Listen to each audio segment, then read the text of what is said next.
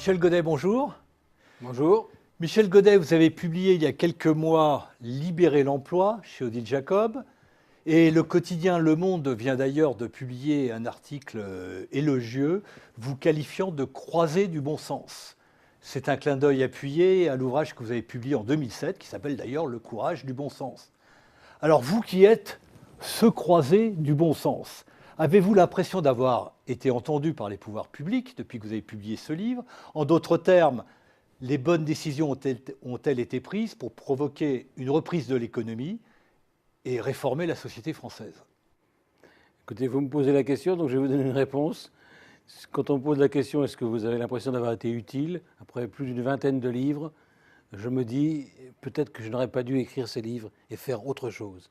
Car en réalité, il manque trois caractéristiques à ceux qui nous gouvernent, qu'ils soient de droite comme de gauche. Il leur manque le courage, il leur manque la compétence, c'est du bon sens de constater que ça manque aujourd'hui, et il leur manque aussi la citoyenneté, c'est-à-dire qu'ils ne sont pas, malheureusement trop souvent, ils se servent en fonction de considérations à court terme au lieu de servir l'intérêt général à long terme. Et donc c'est un problème aujourd'hui qu'on a de gouvernance et qui explique en grande partie la crise de notre société. À mes yeux, on est en 1940, c'est la débâcle économique et qui continue, même si on continue à faire croire que les choses ont s'arrêté. On a fait 3 pactes, vous savez. On a fait un pacte de compétitivité, un pacte de solidarité, de responsabilité, et puis un pacte de stabilité. En réalité, tous ces pactes sont surtout annoncés, ils ne sont pas encore opérationnels, on n'a pas retrouvé la compétitivité, et on n'est pas prêt de la retrouver si on continue comme on le fait. Et ce serait la condition nécessaire pour faire repartir la croissance. Je m'expliquerai là-dessus peut-être tout à l'heure. Et donc, je suis inquiet parce qu'on trompe les Français, partez en vacances, 90% d'enfants reçus au bac, on continue à vivre dans le déni, on vive à vivre au-dessus de nos moyens, drogués par la dette, et ça continue. Alors si je vous comprends bien, vous êtes très pessimiste sur le redémarrage de la croissance et la reprise de l'emploi. Et pourtant, vous dites sans arrêt, le chômage n'est pas une fatalité. Alors, que faut-il faire? Quelles sont les recettes du croisé de bon sens, Michel Godet? Mais écoutez, d'abord, je crois que vous auriez pu m'épingler sur le fait que je parle aussi de France des bonnes nouvelles. Je suis irréversiblement optimiste pour notre pays, puisque le mal est en nous, les solutions aussi. Et quand vous promenez dans la France d'en bas, des entreprises, des territoires, tous les jours, ou comme je le fais, vous voyez qu'il y a partout, il y a des entreprises qui sont performantes à l'échelle mondiale, qui se battent, qui gagnent en quelque sorte, malgré nos contraintes. Et même y compris pour le combat du chômage. Dans le pays de Vitré, que j'évoque souvent, que je connais bien, il y a une poche, en quelque sorte, de chômage faible, à moins de 6%, alors qu'il y a 42% d'emplois industriels. Et ce n'est pas une grande mégalopole. Simplement, c'est résultat d'une politique qui date de long terme, de patrons qui sont business-friendly, comme on dit, de dirigeants politiques locaux, je pense à Pierre Méhaignerie. Et tout ça, à chaque fois, il y a une explication différente, naturellement. On a la même chose dans l'Ain, on a la même chose en Vendée.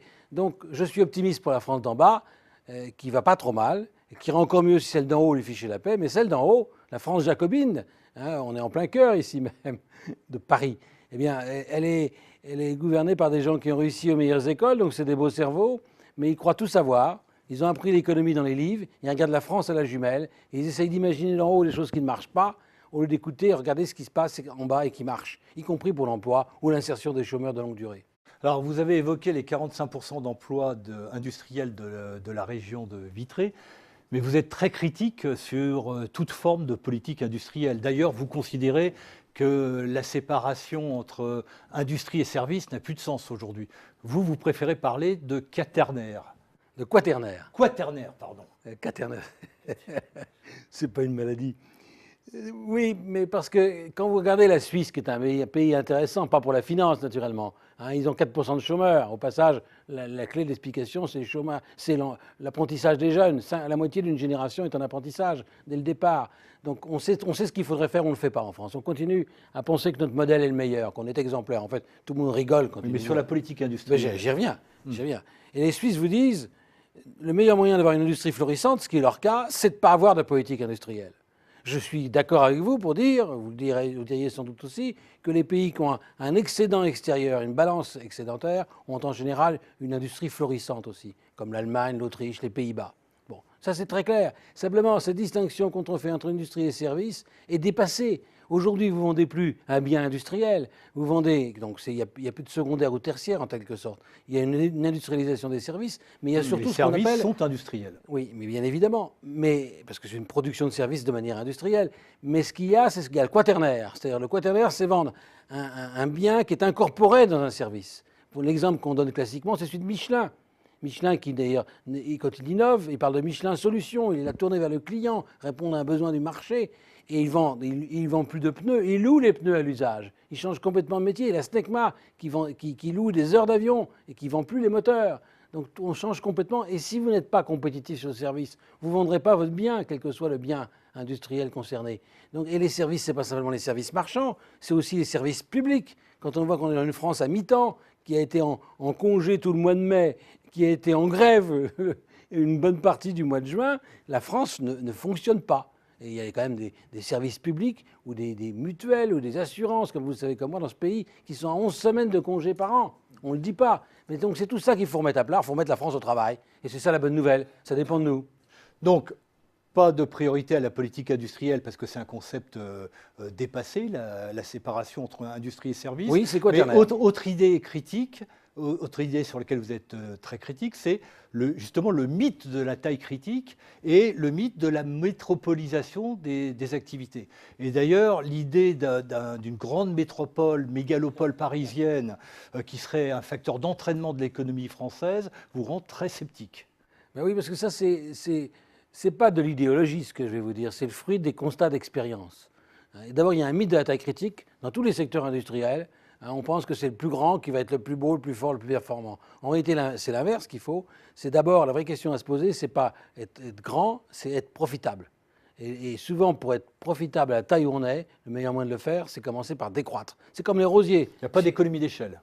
Si, il y en a, mais il y a aussi, il faut tailler, faut tailler les rosiers pour qu'ils repartent mieux. Et quel que soit le secteur, on trouve toujours des entreprises plus petites et plus performantes. Donc il faut toujours se poser la question, comment être rentable à la taille où je me trouve, avant de commencer à vouloir croître. Ensuite, une fois qu'on a la performance, on peut remonter la filière, on peut croître par externalisation, etc., par croissance externe. Mais ce n'est pas la même chose. Et le même mythe de la taille critique fonctionne au niveau des villes. Paris... Mais par exemple, quand votre confrère Christian Saint-Étienne dit « Avec le Grand Paris, nous avons l'une des plus grandes concentrations de cerveaux dans le domaine scientifique au monde », pour vous, ce n'est pas un avantage concurrentiel. Mais il a raison sur le papier, mais je n'ai pas tort dans les faits. C'est-à-dire que... Expliquez-moi ça. Je ne critiquerai pas mon collègue pour le plaisir de le critiquer. C'est que d'abord, il faut regarder la moyenne d'âge des chercheurs.